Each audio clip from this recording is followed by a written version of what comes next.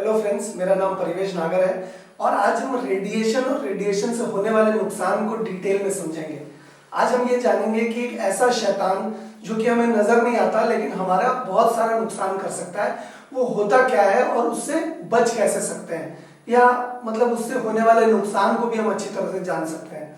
Basically radiation कोई भी ऐसी चीज होती है जो कि ध्वनि तरंगों के माध्यम से या तरंगों के माध्यम से एनर्जी को एमिट करती है। कोई भी चीज जो कि अपने अंदर की एनर्जी बाहर ट्रांसमिट करती है उसको हम रेडिएशन कह सकते हैं। और रेडिएशन के मूल तौर पे तीन अलग अलग प्रकार होते हैं: अल्फा रेडिएशन, बीटा रेडिएशन और गामा रेडिएशन। इन तीनों के पावर में और इन तीनों की क्षमताओं में अलग अलग अंतर आता है। अल्फा रेडिएशन एक ऐसी रेडिएशन है जो कि हमारे माइक्रोवेव ओवन में या हमारे रिमोट कंट्रोल में या एसी के रिमोट कंट्रोल में या टीवी के रिमोट कंट्रोल में या हमारे फोन के रिसेप्टर्स में होते हैं। बीटा रेडिएशन जो है वो ऐसी रेडिएशन है जो कि टीवी टावर्स में हो सकती है या फिर मोबाइल के टावर्स में हो सकती है या इस तरह के और एक्सरे मशीन्स में, एमआरआई मशीन में, सीटी स्कैन मशीन में ये रेडिएशन पाई जाती है। अगर इसके संपर्क में हम आए तो हमें कुछ दिक्कतें आ सकती हैं। लेकिन जो अल्फा रेडिएशन जिसके बारे में मैंने पहले बताया, ऐसा कहा जाता है कि अल्फा रेडिएशन हमें ज्यादा नुकसान नहीं पहुंचाती, थोड़ा सा रेडिएशन हमें बीटा रेडिएशन नुकसान पहुंचाती है। और तीसरी एक रेडिएशन है जिसका नाम है गामा रेडिएशन। ये बहुत ही लंबे आकार में या बहुत ही लंबे डिस्टेंसेस को ट्रैवल कर सकती है और ये रेडिएशन हमें बहुत नुकसान पहुंचाने के लिए काफी है। ये यहाँ तक कि हमारे मृत्यु का भी कारण बन सकती है। हमें बहुत ही ज्यादा नुकसान पहुंचाने के लिए ये काफी होती है। गामा रेडिएशन में आती है कॉस्मिक वेव की रेडिएशन और न्यूक्लियर पावर प्लांट की रेडिएशन।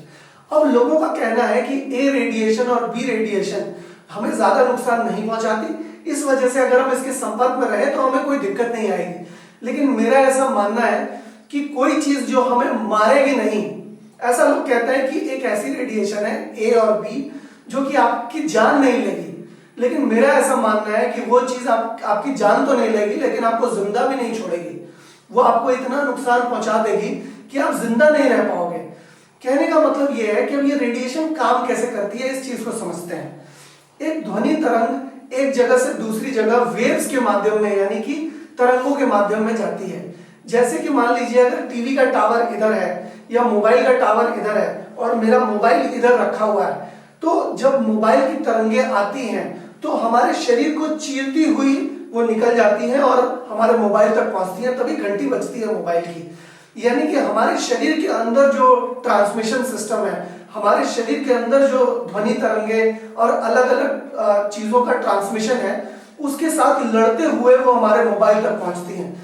और जब भी इस तरह की रेडिएशन हमारे शरीर के पास आती है, वो चाहे अल्फा या बीटा रेडिएशन ही क्यों ना हो, हमारे शरीर का जो डिफेंस मैकेनिज्म है वो अपने आप को जो भी ऊर्जा उसके अंदर होती है उससे उसकी लड़ाई करने में ज्यादा ऊर्जा बिताता है। लेट्स से फॉर एग्जांपल हम 100 ग्राम खाना खाते हैं। 100 ग्राम खाने से हमें मान लीजिए कि हमें 100 ग्राम की एनर्जी मिलती है। अभी होता यह है कि इस तरह के रेडिएशन के प्रभाव को रोकने के लिए या उसके दुष्प्रभाव को रोकने के लिए शरीर अपनी 90% तक ऊर्जा यानी कि 90 ग्राम खाना वो उस ऊर्जा को रोकने में लगा देता है। यानी कि हमारे शरीर के ग्रोथ में, हमारे इम्यून सिस्टम की ग्रोथ में, हमारे इम्यून सिस्टम की डिफेंस मैकेनिज्म को स्ट्रॉन्ग करने के लिए हमें उतना ही कम खाना मिलता है।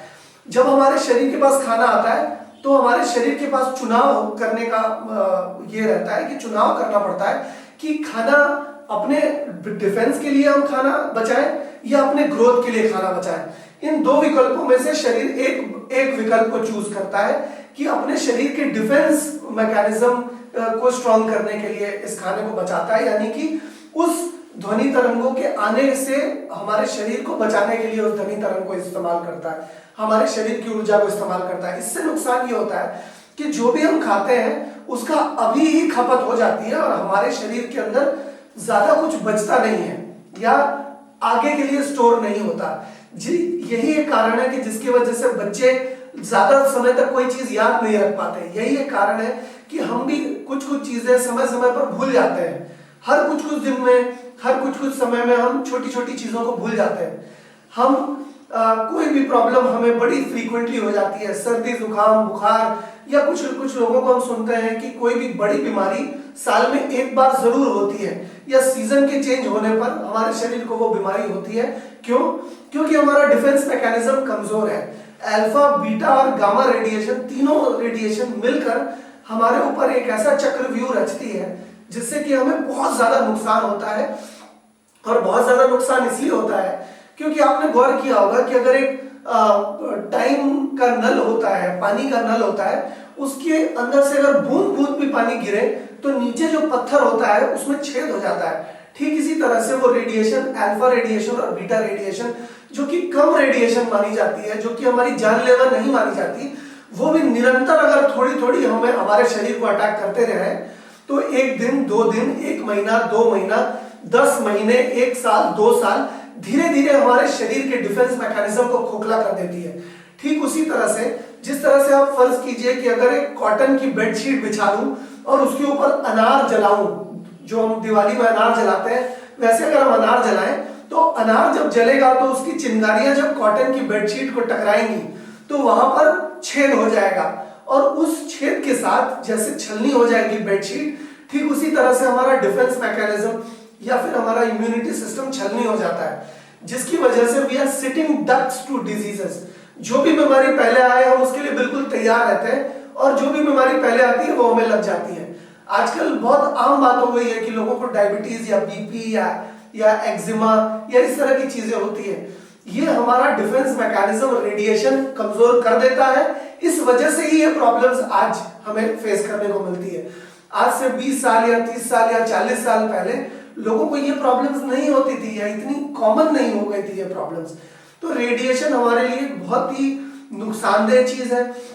रेडिएशन जब हमारे शरीर के ऊपर अटैक करता है तो हमारे ब्लड फ्लो को अटैक करता है, जिसकी वजह से हमारी सेक्सुअल पोटेंसी या हमारी रिप्रोडक्टिव एबिलिटी, हमारा प्रजनन तंत्र बहुत मजबूत जो रहता है। लेकिन रेडिएशन के आने की वजह से हमारा प्रजनन तंत्र भी कमजोर होता है, हमारा ब्रेन भी कमजोर होता है, हमारी किडनी की और हमारे लिवर की क्षमता भी बहुत कम हो जाती है, हमारा हाजमा भी इससे बहुत दिक्कत में आता है, हमारी एजिंग भी बड़ी तेजी से हो जाती है।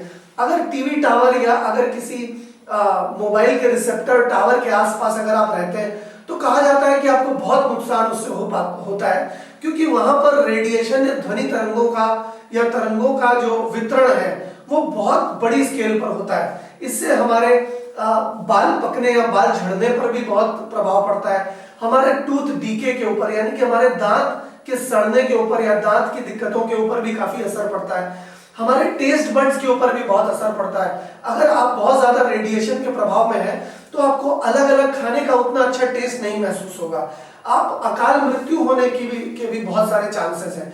अगर इन सारे रेडिएशन के दुष्प्रभाव से अगर हमें अपने डिफेंस मैकेनिज्म को बचाना है, बेसिकली देखिए दो चीजें हैं जो हम कर सकते हैं। हम कह सकते हैं कि भाई पहले रेडिएशन को हमारे शरीर को खोखला कर देने दो, उसके बाद हम इसका विचार करेंगे कि हमें बचाव के तौर पे क्या करना है, या फिर हम प्रोएक्टिव मेजर लें, प्रीएम्प्टिव मेजर लें और पहले उसको होने से ही रोक दें, और एक ऐसी सुरक्षा कवच अपने शरीर के इर्द गिर्द बनाएं। ऐसी कुछ नेचुरल चीजें हैं, ऐसा कुछ नेचुरल उपाय है जिससे हम अपने आप को रेडिएशन से बचा सकते हैं, एक ऐसी सुरक्षा कवच बना सकते हैं, एक ऐसी छतरी बना सकते हैं अपने इर्द गिर्द, एक ऐसा प्रोटेक्शन का लेयर बना सकते हैं अपने इर्द गिर्द जिससे कि कोई रेडिएशन हमारा कुछ भी ना बिगाड़ पाए। अगर आपको वो सारी जानकारी चाहिए, अगर आपको लगता है कि आपके फैमिली मेंबर्स को, अपने बच्चों को, अपने माँ बाप को, अपने आप को, अपनी वाइफ को, अपने हस्बैंड को रेडिएशन के दुष्प्रभाव से अगर आप बचाना चाहते हैं तो आप हमसे संपर्क साध सकते हैं, आप हमारे से कांटेक्ट कर सकते हैं, आप हमारे चैनल के साथ भी जुड़े रह सकते हैं, और ऐसी ही बहुत अच्छी जानकारियां संपर्क साधने पर भी हम आपको देंगे। और हमारे इस चैनल पर हम आपको लंबे समय पर इस तरह की बहुत सारी जानकारियां देते रहेंगे। जुड़ने के लिए धन्यवाद, और हम ऐसी आशा करते हैं कि आप हमारे साथ संपर्क साधेंगे। Thank you.